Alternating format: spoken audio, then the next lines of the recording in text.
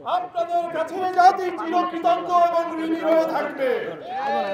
কিন্তু এই পতন শেষ কথা নয়, এদের আমরা উপযুক্ত এবং দৃষ্টান্তমূলক শাস্তি চাই।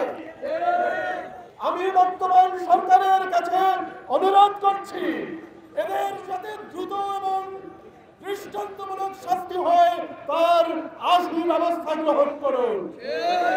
আমি স্বরাষ্ট্রমন্ত্রী মহোদয়ের কাছে অনুরোধ করছি, আপনি অতি শীঘ্র ইন্টারপোলের রেড অ্যালার্ট জারি করুন।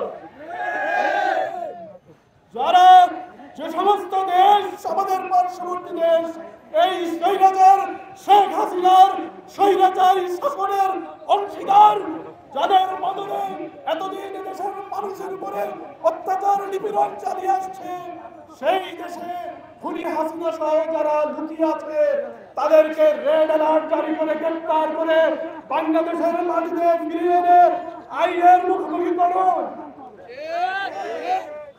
পৃথিবীর বিভিন্ন দেশে তাদের উচ্ছিষ্ট ভাগীরা যে সম্পদের পাহাড় গড়ে তুলেছে, সেই সম্পদ ফিরিয়ে আনে এদেশের জনতার মাঝে ফিরিয়ে দেন।